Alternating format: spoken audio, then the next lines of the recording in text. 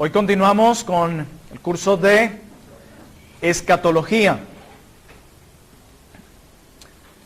Ya hemos tocado varios asuntos, varios puntos importantes acá.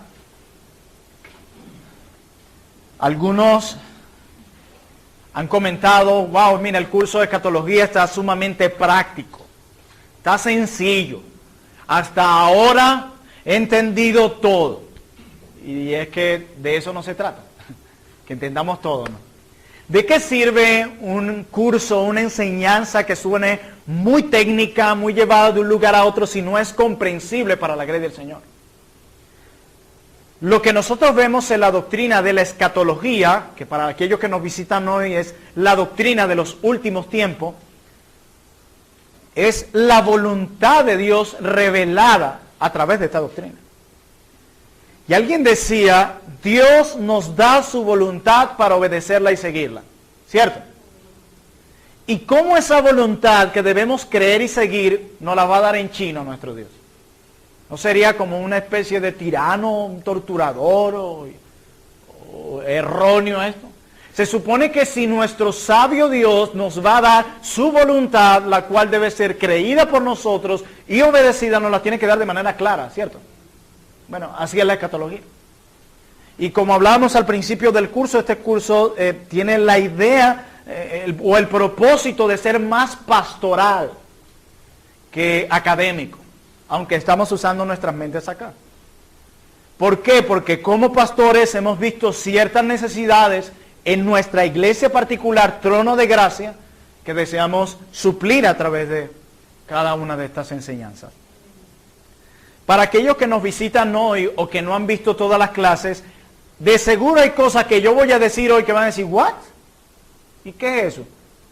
Bueno, por eso yo quiero animarles a que me tengan paciencia hoy y animarles a ver las clases anteriores.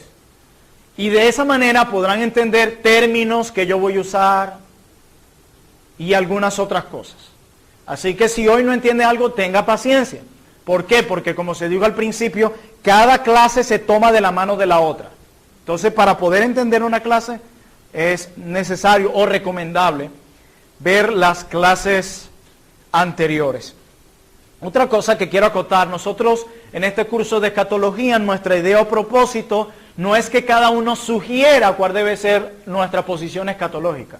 No, nosotros desde aquí estamos presentando cuál es nuestra posición escatológica. Esta es nuestra posición y es lo que estamos tratando de mostrar, no a la luz de nuestras opiniones, ni a la luz de algún libro humano, sino a través de la palabra de Dios. Amén. Continuando con esta idea, vamos a entrar a nuestra clase de hoy. El título de nuestra clase de hoy se titula Los misterios del reino de los cielos. Los misterios del reino de los cielos. Y vamos a estar hablando de este tema porque el asunto de, como veremos, de los misterios del reino de los cielos está estrechamente relacionado con la profecía bíblica. Cada uno de los temas que estamos planteando, repito, va unido con las clases anteriores. Te dirá, pero ¿cuándo va a llegar el reino milenial? ¿Cuándo va a llegar a Mateo 24? ¿Cuándo va a llegar el juicio final? ¿Cuándo va a llegar a los cielos nuevos y a la tierra nueva? Tenga paciencia. Se requiere entender todas estas verdades que parecen simples, mas no simplistas, para nosotros poder captar o tener una idea más clara, más lúcida de lo que vamos a hablar más adelante. Amén.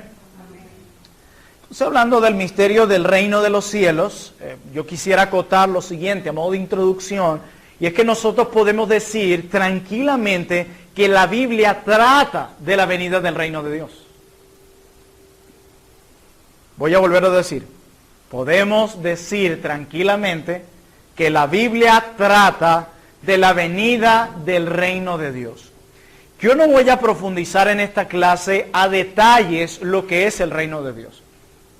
En clases más adelante hablaremos un poco, y hace un año o un poco más, nosotros dictamos un curso aquí que se llamaba Panorama de la Redención, donde se hablaba muy bien sobre el reino de Dios, recuerda. El reino de Dios, el lugar de Dios, el pueblo de Dios, bajo el gobierno de Dios.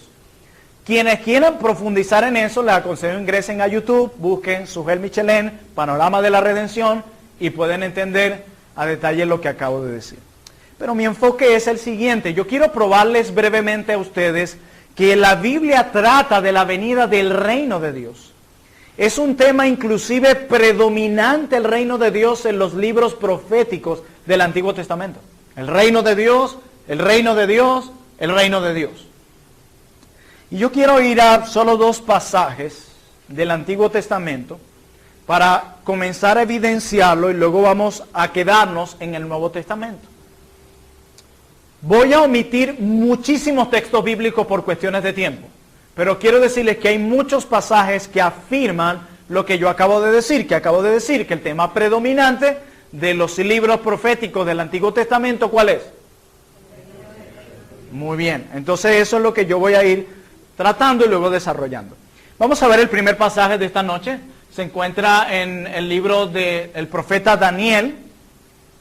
Vamos a leer específicamente el capítulo 2, versículos 44. Daniel, capítulo 2, versículo 44. Dice el texto: y en los días de estos reyes, el Dios, con D mayúscula, del cielo, levantará ¿qué? Fíjense cómo ya este libro profético nos está hablando del reino o de la venida del reino de Dios. Dice, el Dios del cielo levantará un reino que no será jamás destruido. O sea que este reino es muy distinto a los otros reinos, ¿cierto? Hay una característica aquí que dice el profeta: no será destruido. Y como veremos más adelante, tiene que ver mucho con el rey que gobierna este reino. Se dice que no será jamás destruido, ni será el reino dejado a otro pueblo, desmenuzará y consumirá más bien a todos estos reinos, pero él, o sea, el reino que acaba de hablar anteriormente el profeta Daniel, permanecerá para siempre. O sea que el profeta Daniel, hablando de parte de Dios, nos está diciendo a nosotros, nos está hablando de una venida de un reino. Y nos está dando una característica de ese reino. ¿Cuál es? Que jamás será destruido. Así está clarito en el texto. Pero nos está hablando de la venida de un reino totalmente diferente. Y ahora vamos a ver capítulos más adelante del libro del profeta Daniel.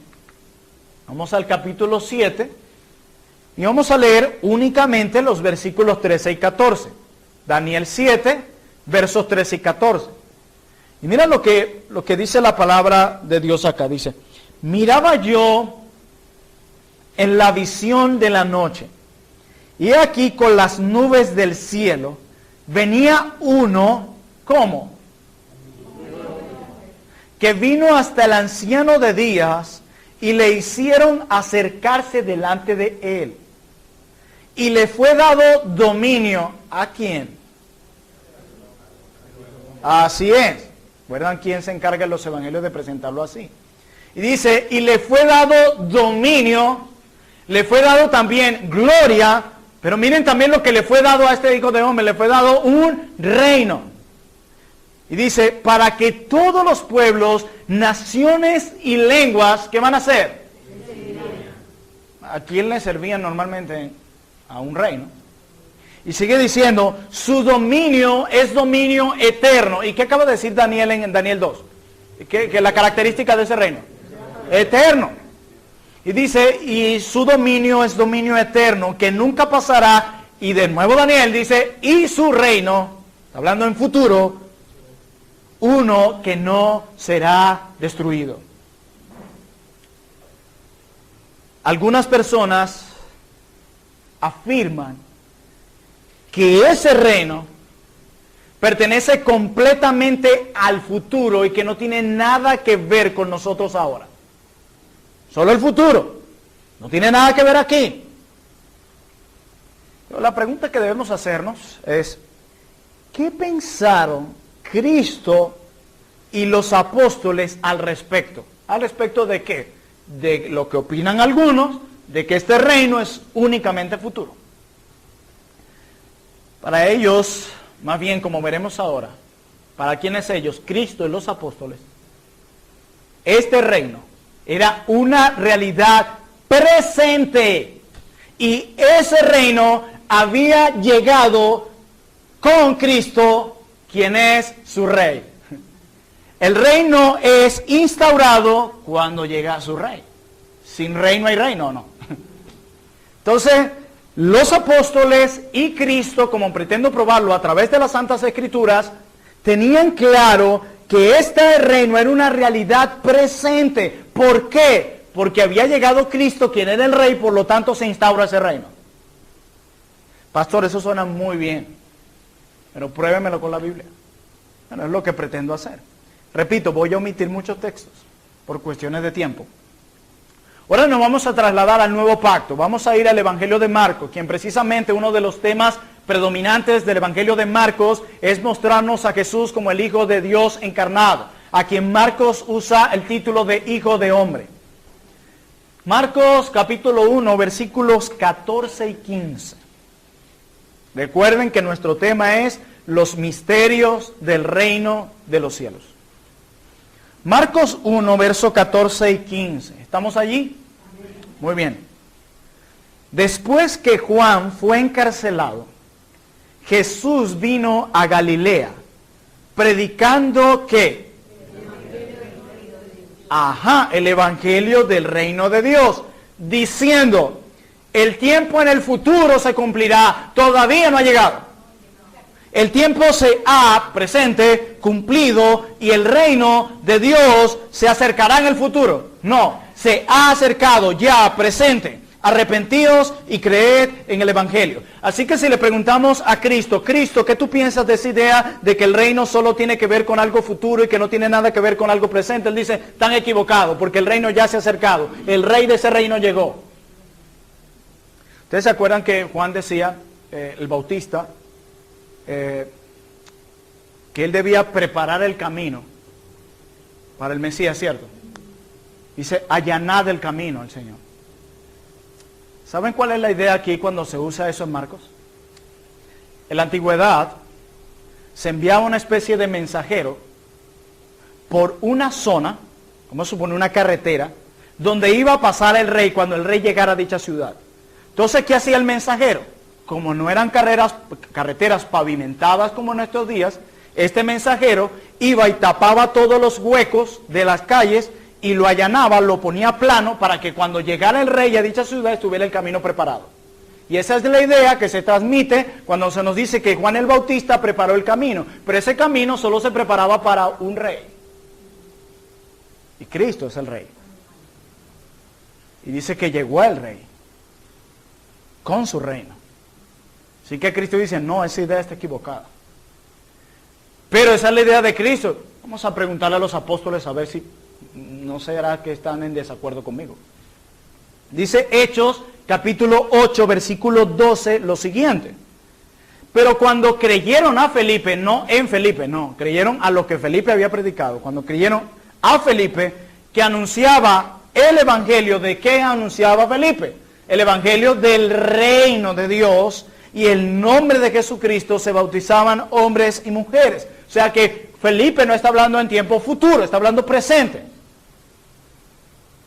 Así que hay una estrecha conexión entre dos verdades aquí, o dos realidades. Mírenlo acá. Ven aquí. Imagínense que esto fuera un gráfico. Hay dos cosas aquí, hay dos asuntos importantes aquí. Uno, el evangelio. Esto es aquí importante aquí en nuestro texto. Y lo otro es el reino. Hay una conexión entre estas dos cosas, porque lo mismo sucede en Hechos y en muchos pasajes que no estoy colocando acá. El evangelio y el reino. Entonces, ¿qué vemos aquí? Una conexión entre el evangelio y el reino de Dios, y tanto Cristo como los apóstoles veían el reino de Dios como una realidad presente, no solo futura. Y digo no solo porque ya lo voy a explicar. No obstante, mis hermanos, cuando nosotros abrimos nuestra Biblia en el Nuevo Testamento, se habla del reino de Dios como algo que participaremos en el futuro. Ay, ahora sí me enredé. ¿Cómo es la cosa? ¿Futuro, presente, presente o futuro? Como dirían coloquialmente, ambas dos. Más bien en la Biblia, como vamos a analizarlo, se habla del reino de Dios como algo de lo que participaremos también en el futuro. O sea que es presente y futuro. El reino de Dios es una realidad presente, pero espera su consumación en el futuro. Lo que algunos teólogos, según el pastor Sugel Michelin, han llamado el ya, pero todavía no del reino de Dios. Fíjense una mujer embarazada. Ella está embarazada. Su bebé es un ser humano, ¿o no? Un ser humano en su vientre. En el presente ella ya está. Ay, estás embarazada, vas a ser madre. Pero todavía ella no ha dado luz. ¿Cierto? El ya, pero todavía no. Todavía no ha sido consumado. Cuando salga el bebé, se terminó de consumar lo que aquí estaba. Pero tú no puedes decir, no, tú no tienes bebé, tú no puedes hablar de hijo hasta que no nazca. No, ahí hay una criatura. Bien, esa sería la idea que muchos usan para promover el aborto y muchas tonterías más. No, ahí hay un ser humano. El ya, pero todavía no. Así que el reino de Dios es una realidad presente, pero que espera su consumación en el futuro. Pero es presente. Pastor, pruébeme que hay una realidad futura cuanto al reino de Dios. Gálatas capítulo 5, versículo 21. Gálatas capítulo 5, versículo 21. Dice, envidias, homicidios, borracheras, orgías y cosas semejantes a estas, acerca de las cuales os amonesto, como ya os lo he dicho antes, que los que practican tales cosas, ¿qué pasará? Futuro, el reino de Dios. ¿Ya tenemos? Presente, ya el reino se ha acercado, crean. Futuro, heredarán el reino. Si hay una realidad tanto presente como futuro. El ya, pero todavía no. ¿Hasta aquí vamos bien? Muy bien, eso espero. En esta lección vamos a estudiar un solo pasaje del Nuevo Testamento, cuyo tema central es precisamente esa tensión entre el reino inaugurado y el reino consumado. Hay un pasaje en la Biblia que vamos a estudiar hoy donde esa tensión se dio. Bueno, pero ¿cómo va a ser? ¿El reino se instauró? Sí, no entiendo. Entonces, si se instauró el reino con su rey, ¿por qué está pasando esto? Pero al mismo tiempo, ese mismo pasaje nos presenta el reino inaugurado y el reino consumado. Y es en ese pasaje donde nos vamos a quedar. Y se trata nada más y nada menos que de la parábola del trigo y la cizaña, que está en Mateo 13. El texto no lo traje aquí, necesito que abran sus Biblias. Mateo capítulo 13. Si alguien me regala, tiene misericordia de mí, me regala un poquito de agua. Estoy recalentado.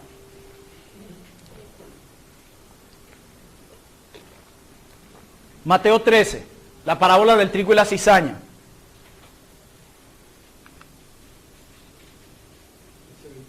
Ajá, 13:24, pero vamos a leer primero acá.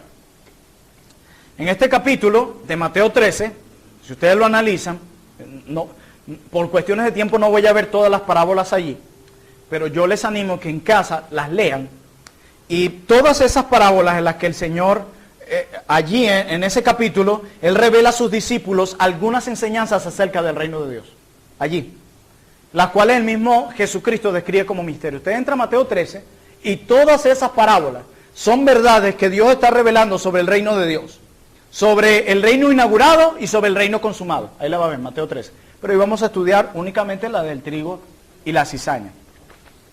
Antes de ver Mateo 13:24, vamos a ver Mateo 13:10, para entender el contexto de Mateo 13:24. Miren, Mateo 13:10, Cristo, recuerden que viene hablando por parábolas. Hablando por parábolas y parábolas. Y los discípulos, cuando ven eso, se hacen una pregunta. Se la hacen a Cristo, dicen. Entonces, acercándose los discípulos, le dijeron, ¿a quién? A Jesús.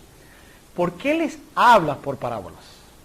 Yo no tengo el tiempo aquí para explicar a detalle las razones de por qué Cristo ocultó el mensaje en las parábolas, pero voy a hacerlo aquí de manera rápida. Y dice, Él respondiendo les digo, porque a vosotros os he dado, ¿a quién vosotros? A los discípulos, a sus hijos. Porque a vosotros os es dado saber los misterios del reino de los cielos, mas a ellos, a los no creyentes, no les es dado. Hay un punto aquí importante. Ellos están gozando aquí de un privilegio según que no gozan los demás. Y el privilegio del cual que ellos gozan es saber los misterios del reino de los cielos. Es el contenido. Bueno, eso es lo que vamos a ver. Vamos a dividir nuestro estudio en 4 encabezados. Pero vamos a leer Mateo 13. Vamos a leer del 24 al 30 primero. Y luego en los versículos 36 al 43 Cristo explica esa parábola. Por eso vamos a leer los dos. Mateo 13, 24. Vamos todos en nuestras Biblias allí. Mateo 13, verso 24 al 30. Vamos a leer primero. Amén.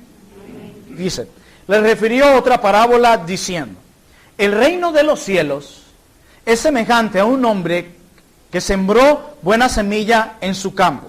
Dice, y dice más adelante, pero mientras dormían los hombres, ¿qué pasó? Y sembró ¿qué? Cizaña en el trigo, entre el trigo, y se fue. Y cuando salió la hierba y dio fruto, entonces apareció también la cizaña. Vinieron entonces los siervos del padre de familia y le dijeron, Señor, ¿no sembraste buena semilla en tu campo? ¿De dónde pues tienes cizaña? Él les dijo, un enemigo ha hecho esto. Y los siervos le dijeron, ¿quieres pues que vayamos y la arranquemos? Él les dijo, no sea que al arrancar la cizaña, arranquéis también con ella el trigo. Dejad crecer juntamente lo uno y lo otro hasta la siega. Y al tiempo de la siega, yo diré a los segadores, recoged primero ¿qué? Y atadla en manojos, ¿para qué? Pero recoged el trigo en mi granero. Está la parábola. Trigo, cizaña, hay un campo, un enemigo, y empiezan los superteólogos a inventar lo que dice ahí. Pero Cristo, maestro por excelencia, en el versículo 36 al 43 de Mateo 13, responde qué significa cada una de las cosas. Mateo 13, verso 36, dice, entonces, despedida la gente, ¿se acuerdan que esos misterios eran nada más para quiénes? Para ellos. Despedida la gente, les explica. Entonces, despedida la gente, entró Jesús en la casa, y acercándose a él, sus discípulos le dijeron, explícanos la parábola de la cizaña del campo. Respondiendo él le dijo, el que siembra la buena semilla es el Hijo del Hombre. ¿Ya saben quién es? Dice el 38, el campo es la iglesia. Es el mundo, ¿verdad? Muy bien. La buena semilla son los hijos del reino y la cizaña son los hijos del malo. Dice, el enemigo que la sembró es el diablo. La siega es el fin del siglo. No olviden la clase de la semana pasada. ¿Se acuerdan que una clase se toma de la mano de otra? Ok, dice, la siega es el fin del siglo y los segadores son los ángeles.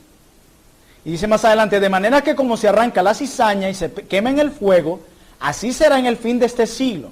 Enviará el Hijo del Hombre a sus ángeles y recogerán de su reino a todos los que sirven de tropiezo y a los que hacen iniquidad. Y los echará en el horno de fuego, allí será el rollo y el lloro y el crujir de dientes. Entonces los justos resplandecerán como el sol en el reino de su Padre. El que tiene oídos para oír, que oiga. Amén. Interesante. La expuso y la explicó. Ya vimos qué significa cada elemento, ¿verdad? No se les olvide. Vamos a dividir este estudio en 4 encabezados rápidos. El problema que presenta esta parábola, vamos a ver cuál es el problema, el trasfondo de esta parábola, la interpretación de esta parábola y las aplicaciones prácticas. Pastor, pero ya son las 6. Tranquilo, no le voy a quitar mucho tiempo. El problema que presenta esta parábola, su trasfondo, interpretación y aplicaciones prácticas. Sin más preámbulo, vamos al primer encabezado. El problema que presenta esta parábola. Como bien lo decía el pastor Sugel Michelén, él decía, el problema que presenta esta parábola es que esta parábola no presenta ningún problema. Su enseñanza es muy simple. Los justos y los injustos deben cohabitar juntos en este mundo hasta el día del juicio, que es el fin del siglo. Pero, pastor, entonces ya nos podemos ir. Nos vemos el domingo. ¿Qué es entonces lo misterioso de esta parábola si está tan clara? No, él les dice a sus discípulos que son bienaventurados, como podemos verlo en los versos 10 y 11, Y más adelante, ya que solo ellos, o sea los discípulos, se les ha dado a conocer los misterios del reino de Dios, y una de esas verdades misteriosas es precisamente su simple enseñanza descrita más arriba. Miren lo que Cristo les dice a ellos aquí. Mateo 13, 16 y 17 dice: pero bienaventurados vuestros ojos, porque ven, y vuestros oídos porque oyen. Porque de cierto os digo que muchos profetas y justos desearon ver lo que veis y no lo vieron, y oír lo que ustedes han oído y no lo oyeron. Wow, hermano. Tiene que ser demasiado hermoso que los profetas y los justos del pasado, inclusive Daniel que habló del reino, no lo vieron, no escucharon lo que ustedes han escuchado. Cuán bienaventurados son. Y no los discípulos. Sí, Señor. Algunos han dicho que la enseñanza de esta parábola es así. Lo que quiere decir esa parábola es que en la iglesia local, deben coexistir los cristianos y los incrédulos, los justos y los injustos, los piadosos y los impíos, y que por consiguiente la iglesia no debe aplicar disciplina correctiva a sus miembros, y mucho menos excluir a nadie de la membresía, no importa la conducta que tenga, por aquello que dice el Señor de los segadores: no sea que al arrancar la cizaña arranquéis también con ella el trigo, dejad crecer juntamente lo uno y lo otro hasta la siega. Entonces cuando llega, mira, yo no entiendo por qué no llegan al 36. Solo llegan al 30 y dicen: ese hermanito difícil, usted lo está torturando. Y le saca canas verdes, esa es la cizaña. Usted es el trigo. Casualidad que cuando le dicen a uno, nunca le dicen que uno es la cizaña. Uno siempre es el trigo. Usted es el trigo, es la cizaña. Entonces, usted no puede ir al pastor ni a decirle nada. ¿Por qué? Porque hay que dejarlos crecer juntos. Acuérdese lo que dice la parábola de nuestro Señor Jesús, que el trigo y la cizaña crecen juntos. Déjenlo que crezcan los dos. No se mortifique, aquí no hay que excluir a nadie en la membresía, ni disciplina. El trigo y la cizaña deben crecer juntos. Es más, hermano, en la iglesia siempre ha habido trigo y cizaña. Error. Eso no dice la parábola. Eso no dice la parábola. Esto no solo es una violación a la enseñanza de muchos textos del Nuevo Testamento, sino que tampoco encuentra apoyo en la interpretación que el mismo Cristo da a esta parábola en los versículos 36 al 43. Si ustedes ven los versos del 36 al 43, Cristo dice esto: el campo es el mundo, ¿cierto? No la iglesia. La buena semilla son los hijos del reino, los verdaderos cristianos. La cizaña son los hijos del malo, los incrédulos. Eso es lo que dice. Está sencilla. Yo no sé por qué se enrollan en decir esas cosas. Es cierto, sí, que en la iglesia van a ver todas esas cosas, pero eso no se trata de eso. Eso no tiene nada que ver con eso, hermano. Si usted ha pensado así, ha torcido la escritura bastante. El campo es el mundo, no la iglesia. Lo que enseña la parábola es que en el mundo, y no en la iglesia, los injustos y los justos coexistirán hasta el día final. Bueno, pastor, ¿cuál es entonces el misterio encerrado en esta parábola? Bueno, vamos a verlo en nuestro segundo encabezado. El trasfondo de esta parábola. La clave de esta parábola está en el verso 30. Si ustedes ven el verso 30, Cristo dice: dejad crecer juntamente lo uno y lo otro, ¿hasta qué? Y según el texto, la siega, ¿qué significa? El fin del ciclo. Y dice: y al tiempo de la siega, yo diré a los segadores: recoged primero la cizaña y atadla en manojos. ¿Para qué? Para quemarla. Pero recoged el trigo en mi granero. Este pasaje que leímos tiene mucha similitud con otro pasaje antes, ahí en Mateo. Y tiene que ver con Juan el Bautista. Y de él vamos a hablar un poco. En Mateo 3, versículo 2, vamos a leer primero el 2 aquí, luego el 7 para entender el contexto. Este es Juan el Bautista. Él dice, arrepentíos porque el reino de los cielos se acercará en el futuro. Se ha acercado, presente. Ya llegó su reino, no lo olviden. Y luego de Juan decir esto, mira lo que dice a partir del 7. Y al ver que muchos de los fariseos y de los saduceos venían a su bautismo, les decía, generación de víboras, ¿quién os enseñó a huir de la ira venidera?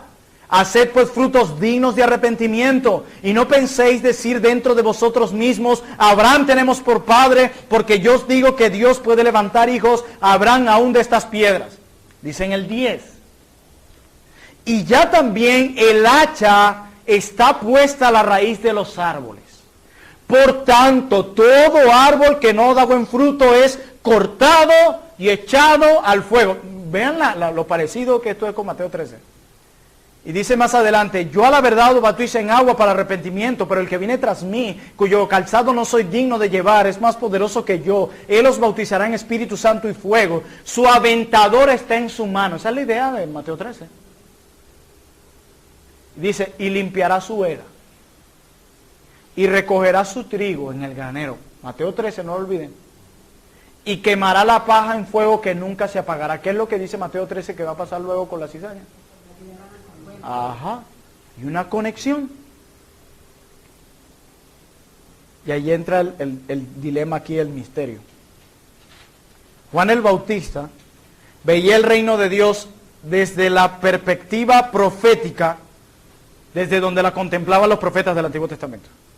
¿Cómo es eso en español? Ellos no siempre, o sea, Juan el Bautista y los profetas del Antiguo Testamento, no siempre lo contemplaron desde una perspectiva cronológica.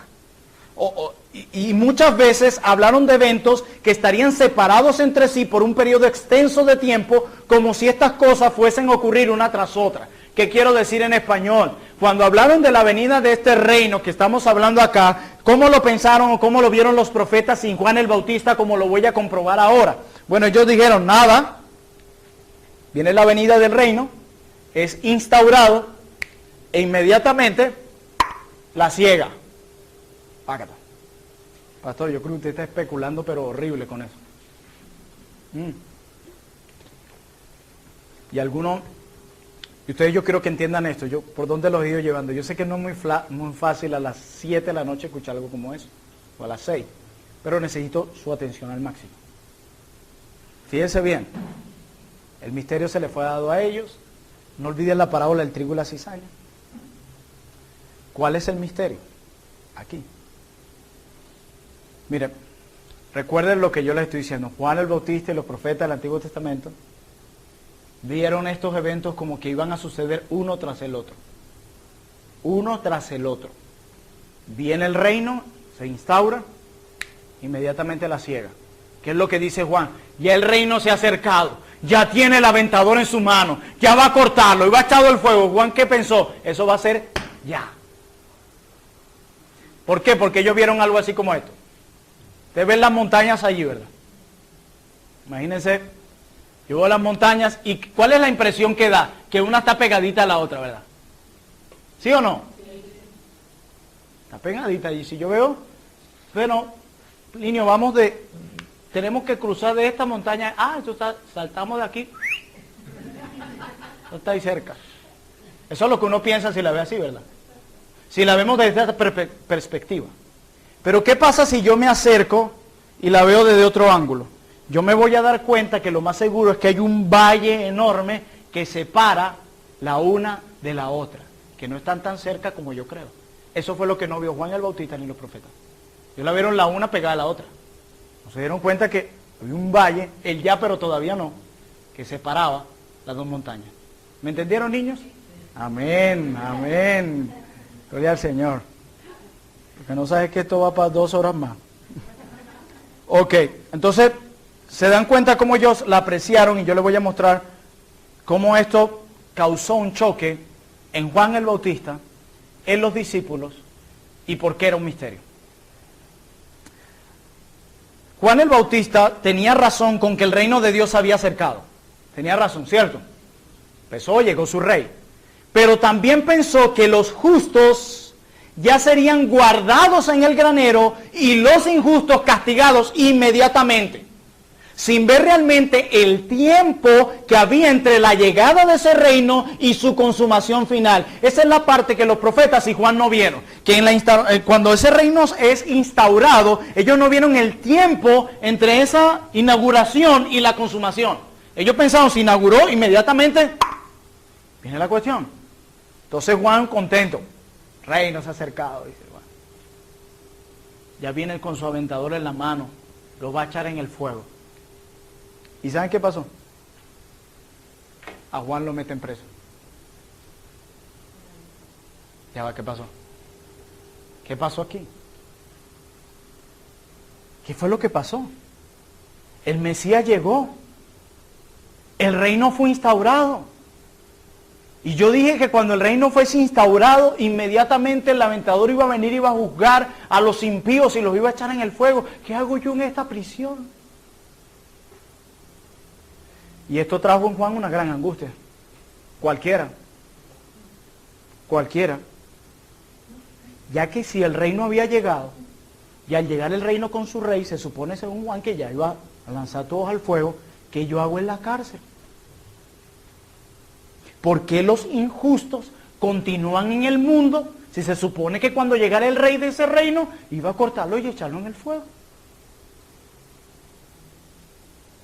Es evidente que Juan mismo no entendía plenamente las cosas que estaba profetizando. Es evidente. Y la misma situación le ocurrió a los discípulos. Mateo 13, la parábola del trigo y la cizaña. ¿Quiénes son los que están, a quiénes Cristo le está explicando la parábola? Ellos eran discípulos de Cristo, ¿verdad? Pero antes de quién fueron discípulos. Ahora entiende por qué la duda de Juan y la duda de los discípulos aquí en Mateo 13. Ahora entiende por qué Cristo tiene que explicarle más detalle. Porque Juan les había enseñado eso que él mismo profetizó y lo mismo que él está asombrado que no está sucediendo. Por ende, los discípulos de Juan tenían que tener las mismas dudas de Juan porque fueron discipulados por Juan. Y llega Cristo y le dice esto y yo no entiendo. Y es en ese contexto que Jesús le revela ese misterio en Mateo 13. Mira lo que dice la Biblia. Mira lo que le causó eso a Juan el Bautista. Mateo 11, versos 2 al 6. Y al oír Juan, o sea el Bautista, en la cárcel, los hechos de Cristo, le envió 2 de sus discípulos para preguntarle, ¿eres tú aquel que había de venir o esperaremos a otro? ¿Por qué Juan hace esa pregunta? Por la duda debido a lo que él había hablado y que no había visto completo ahí. Porque él vio la montaña de lejos. Instaurado, juicio de una vez. Él no vio el valle de separación. Y le pregunta, ¿eres tú o esperaremos a otro? Hey Juan, tú no eres el que estaba que preparar el camino, que no es digno de desatar su calzado, que yo preparé el camino para él. ¿Qué pasó aquí? Y sigue diciendo en el verso 4. Respondiendo Jesús le dijo, id y hacer saber a Juan las cosas que oís y veis. Los ciegos ven, los cojos andan, los leprosos son limpiados, los sordos oyen, los muertos son resucitados, y a los pobres es anunciado el evangelio, y bienaventurado es el que no halle tropiezo en mí. Ese es el trasfondo de esta parábola. Ahora entendemos por qué Cristo tuvo que explicar la parábola de esta manera. Para que los discípulos no tuvieran la misma duda e incertidumbre que tuvo su anterior maestro Juan. Ese era el misterio. Entonces así llegamos allá, casi al final ya de nuestro punto.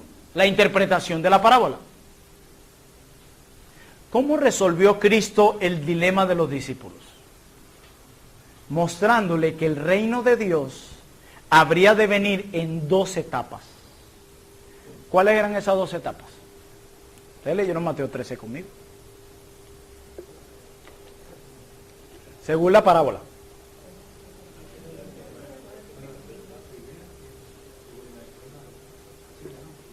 No hablen pasito, yo quiero escucharlo. Cuando uno está ahí seguro. No. Cuéntenme. ¿Cuáles eran esas 2 etapas según la parábola? Siembra y ciega. Así es. 2 etapas. ¿De cuántos siglos hemos hablado de la estructura de la profecía que está compuesta? este siglo. Hay una conexión en lo que estamos viendo. Y usted dirá, pastor, pero eso es necesario, mucho, y lo van a ver más adelante. Una etapa de siembra y otra de siega.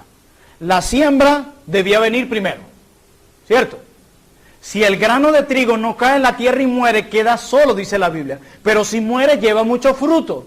Entonces también el rey de ese reino habría de venir en 2 etapas también.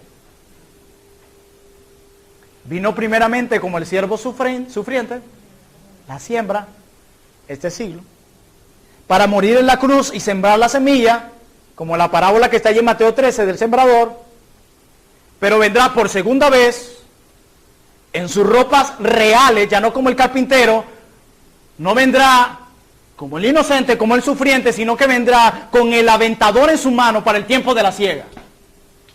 2 etapas, siembra y siega. El Salvador en 2 etapas, los 2 siglos.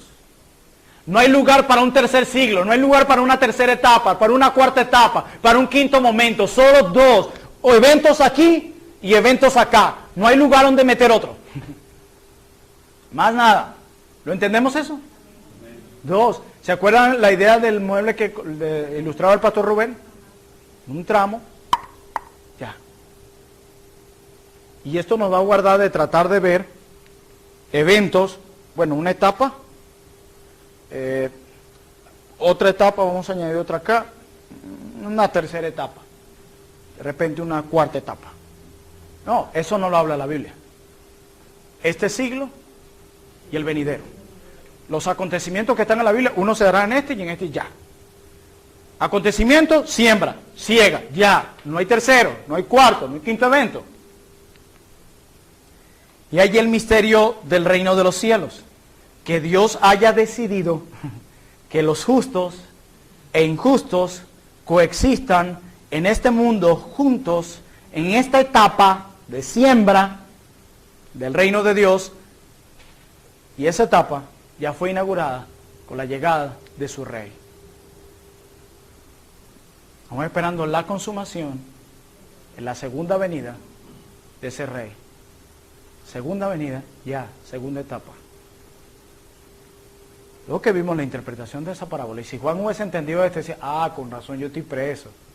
Es que es verdad, esta es la etapa de siembra del valle, los justos y los injustos van a estar juntos, por eso yo estoy aquí preso, y ahora entiendo ya mejor, porque no, esta es la inauguración, no todavía la consumación. All right. Entonces Cristo lo hace con sus discípulos para que no suceda lo mismo. Bien. Cerremos con algunas aplicaciones.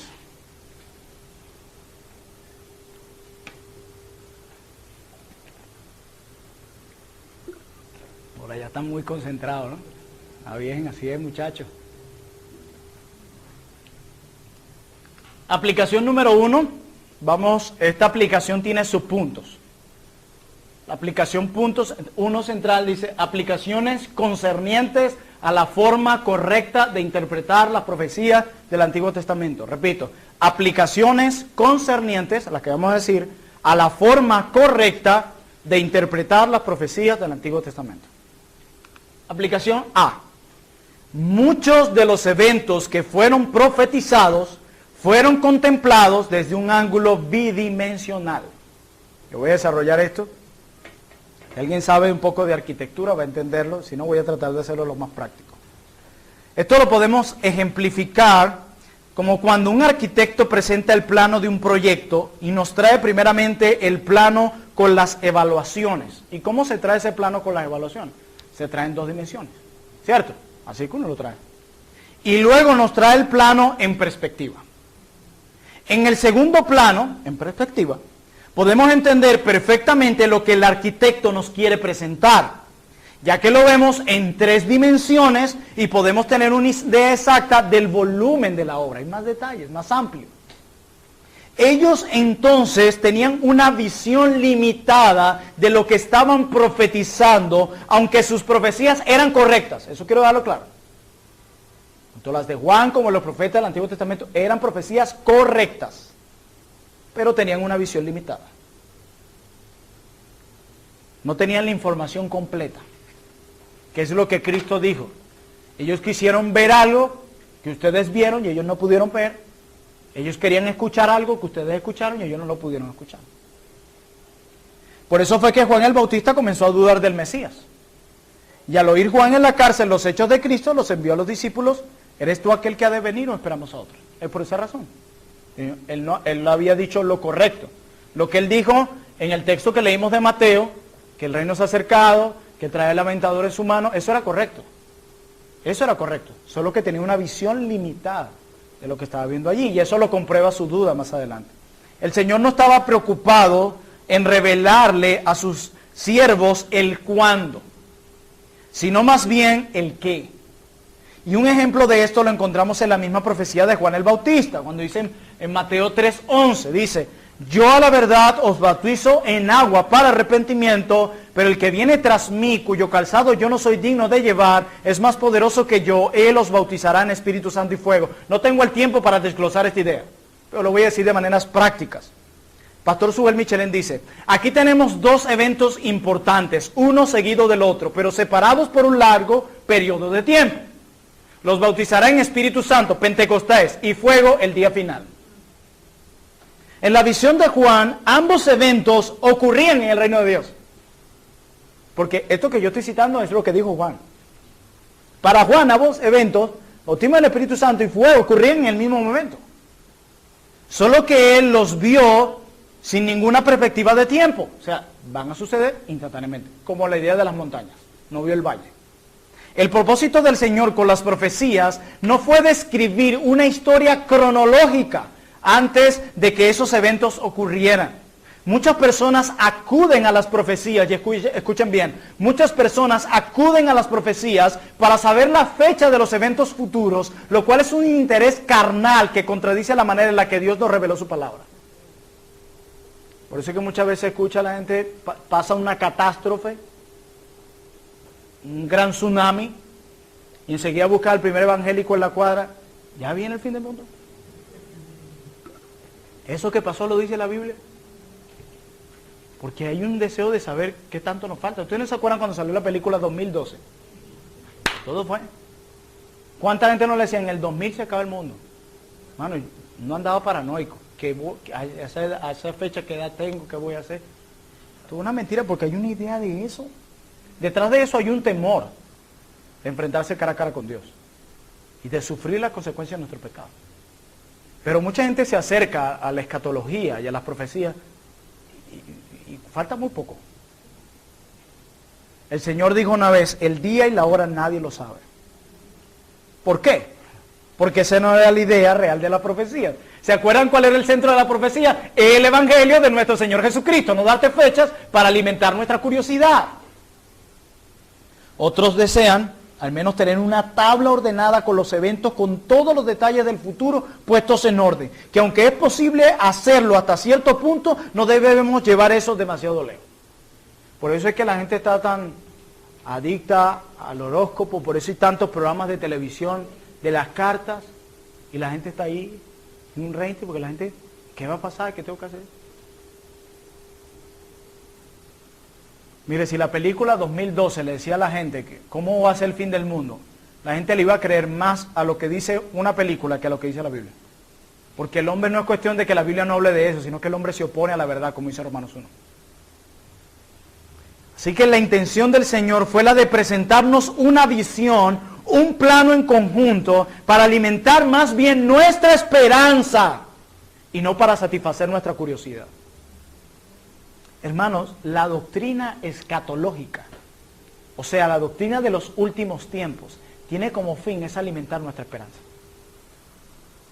Por eso cada una de estas clases tú dices: ay, Señor, que llegue el tiempo de la siega. Pero mientras estamos en la siembra. Así que los justos y los injustos deben habitar juntos. Pero Cristo lo hizo para alimentar nuestra esperanza. ¿Y saben qué hace la esperanza? Alimenta la piedad. Y el que tiene esta esperanza, en él se purifica a sí mismo, dice la Biblia.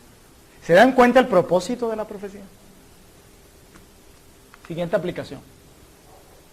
Si queremos interpretar adecuadamente las profecías del Antiguo Testamento, tenemos que hacer uso de la perspectiva que Cristo nos ha provisto en el Nuevo Testamento. Voy a volverlo a decir. Si queremos interpretar adecuadamente las profecías del Antiguo Testamento, para aquellos que están en su plan de lectura en el Antiguo Testamento, tenemos que hacer uso de la perspectiva que Cristo nos ha provisto en el Nuevo Testamento. Las profecías nos dieron las elevaciones y Cristo nos dio las perspectivas. Algunas personas dicen que todavía no podemos estar en el reino de Dios porque hay detalles que pertenecen al reino y que no se han cumplido todavía. Esas personas están contemplando las profecías bíblicas en la misma elevación bidimensional en que la vieron los profetas del Antiguo Testamento y no de manera tridimensional. Yo voy a decirte un pasaje aquí rápido, vamos a hacer un análisis. Isaías 2, del 2 al 4. Dice, y vamos a prestar atención para que podamos ver lo que quiero plantear luego. Dice, acontecerá, ¿cuándo? En lo postrero de los tiempos, que será confirmado el monte de la casa de Jehová como cabeza de los montes, y será exaltado sobre los collados, y correrán a él todas las naciones. Dice, y vendrán muchos pueblos y dirán, venid y subamos al monte de Jehová, a la casa de Dios de Jacob, y nos enseñará sus caminos, y caminaremos por sus sendas, porque de Sión saldrá la ley, no lo olviden, y de Jerusalén la palabra de Jehová. Sigue diciendo, y juzgará entre las naciones, y reprenderá a muchos pueblos, y volverán sus espadas en rejas de arado, y sus lanzas en hoces. No alzará espada nación contra nación, ni se adiestrarán más para la guerra. En el verso 2, el profeta está confirmando que el reino de Dios será implantado en este mundo. Será confirmado un monte de la casa de Jehová como cabeza de los montes, y será exaltado sobre los collados, y correrán, ¿qué? Todas las naciones. Está diciendo que este reino, confirmando que el reino de Dios será implantado en este mundo. ¿Estamos claros en eso?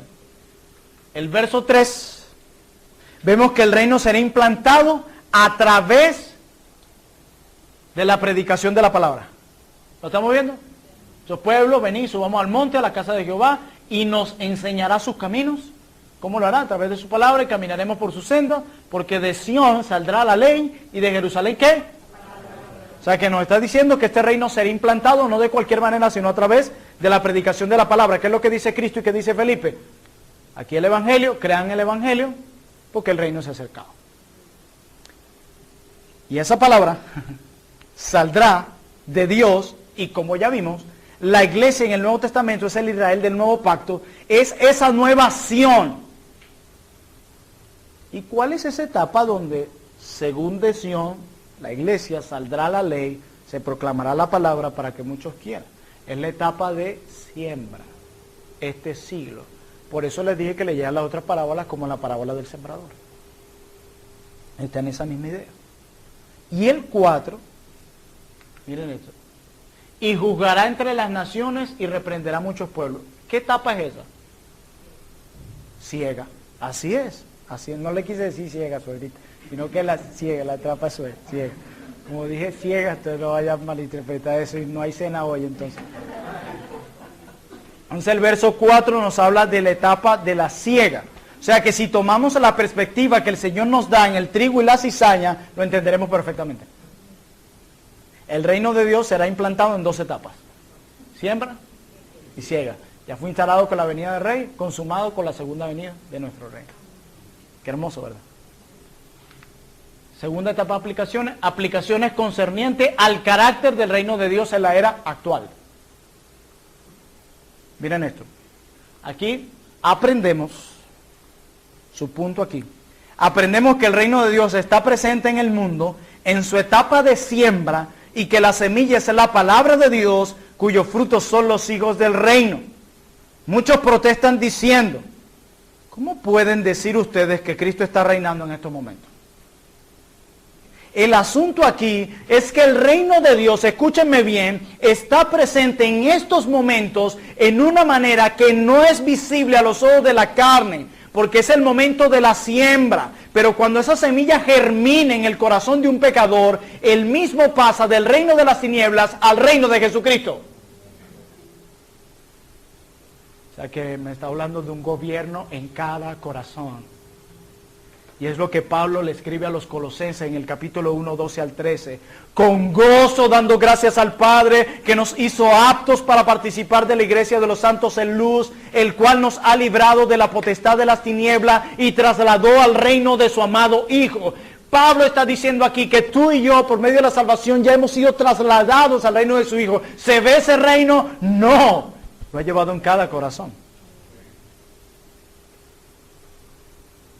Repito, el asunto es que el reino de Dios está presente en estos momentos en una manera que no es visible a los ojos de la carne, porque es el momento de la siembra. Pero cuando esa semilla germine en el corazón de un pecador, el mismo pecador pasa del reino de las tinieblas al reino de Jesucristo. Todo reino tiene un rey, ¿verdad? Y si tú y yo pertenecemos a ese reino, estamos llamados a someternos a ese rey, a servirle y obedecerle. Por eso si tú eres alguien que te llama cristiano y dices que perteneces a este reino, pero no vives para someterte a este rey y para servirle, tú estás mintiendo. Tú te encuentras en el reino de las tinieblas. Pero si tú perteneces al reino de Dios, has sido trasladado por gracia, tú debes vivir para servir, adorar y obedecer a este rey. El instrumento, hermanos, que Dios está utilizando para atraer a sus hijos a su reino es a la predicación de la palabra de Dios, y esto debe ser una gran motivación más para nosotros para estudiar, aplicar y predicar la palabra de Dios. Por eso es que la labor de los pastores detrás del púlpito es la labor más importante que se hace en toda la semana en la iglesia local. Porque es el medio que Dios usa para trasladar a los pecadores del reino de las tinieblas a su reino, la predicación. Por eso lo que hacemos acá es lo más importante. Lo más importante. Hablaba en estos días con un pastor y realmente me entristece. Él me decía que muchas ovejas lo estaban cuestionando, porque en toda la semana él se dedicaba a preparar el sermón y no visitaba a los hermanos. Inclusive, esa persona y un grupo quieren descalificarlo del pastorado solo por eso. Yo le digo, ¿y dónde están los hermanos? ¿Qué será que la iglesia no tiene responsabilidad si no están sentados y escuchando? ¿Dónde está el hermano que vaya a ayudar al otro hermano? ¿Dónde está el hermano que saca de su bolsillo y se desprende de sus cosas sin importar la necesidad para ayudar a otro? Para amonestarlo, para corregirlo en su pecado, para ver el estado espiritual de sus almas. ¿Y saben por qué muchos piensan así? Porque tienen en poco la predicación de la palabra. Y creen que esto sencillamente es un juego. No es un juego. Dios no lo ve así. De hecho, Dios ve la predicación de la palabra como el instrumento más valioso y el único que él usa para atraer al pecador de las tinieblas a su reino. ¿Tú crees eso, hermano? ¿Cuándo fue la última vez que le predicaste el evangelio a alguien? Con el deseo que sea trasladado del reino de las tinieblas al reino de Dios. Yo anhelo que esto te motive a ti. Porque ¿sabes en qué etapa estamos? En la etapa de la siembra. Esta era donde la iglesia debe evangelizar y predicar el evangelio. Desde una persona a muchas. El punto aquí no es la cantidad, sino que no cierres tu boca en predicar el evangelio. Porque estamos en la etapa de la siembra. ¿Qué estás haciendo en la etapa de la siembra? Porque en esta etapa precisamente es predicar el evangelio. Ay, hermanos, pensamos que no vamos a dar cuenta aún por nuestro silencio. Otra aplicación.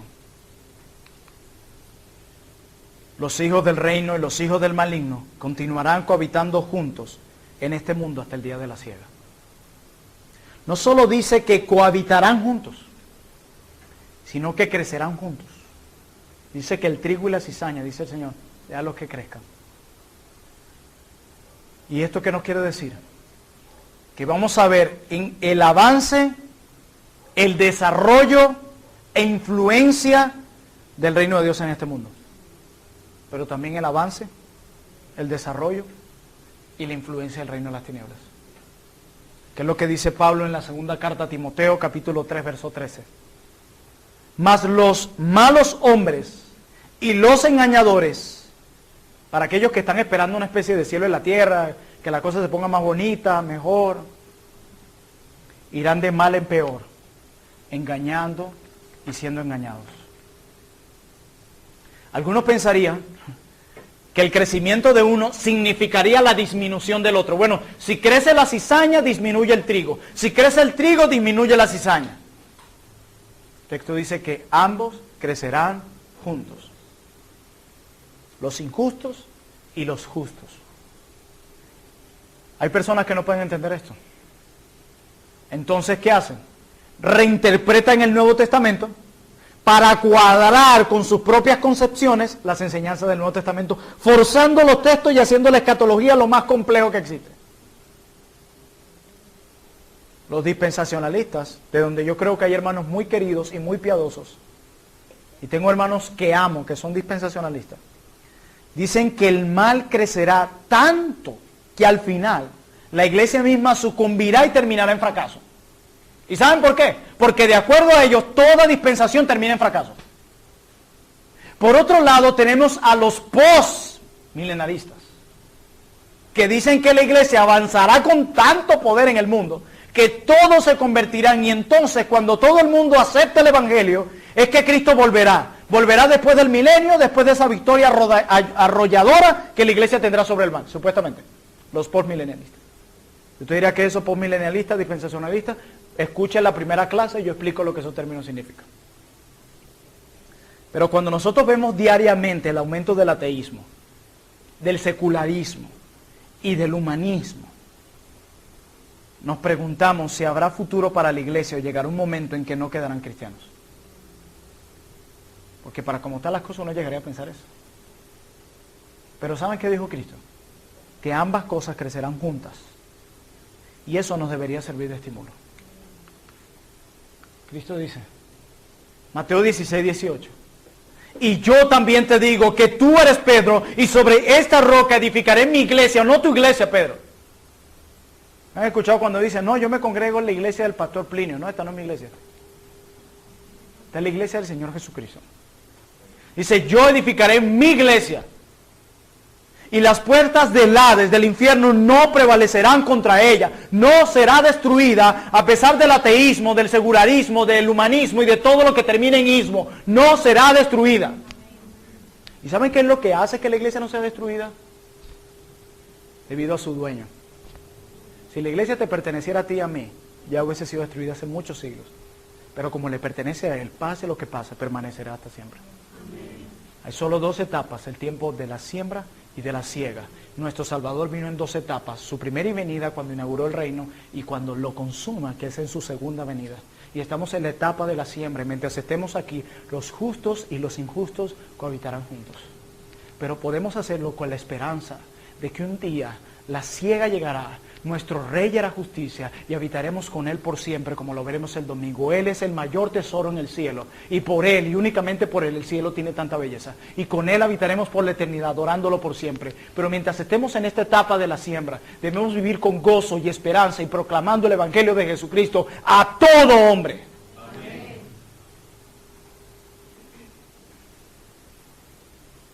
La escatología es esperanza tras esperanza. Algunos leen el libro de Apocalipsis con temor. Y ustedes se acuerdan la anécdota del viejito. ¿Y de qué trata el Apocalipsis? Que al final nosotros ganamos. ¿Y cómo termina el Apocalipsis? Es interesante cómo termina.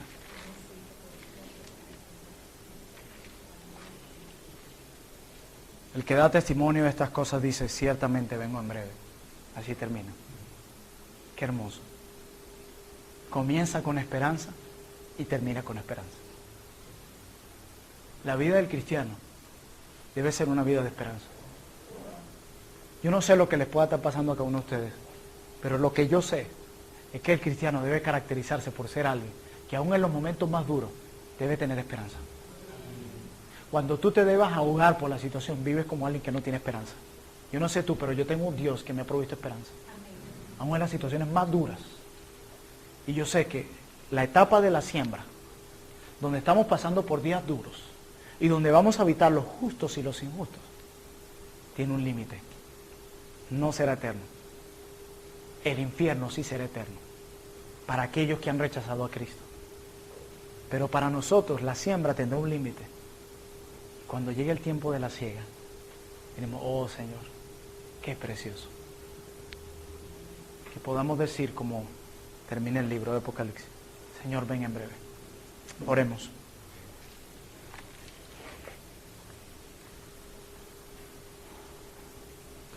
Padre mío, gracias por tu palabra. Gracias, Señor.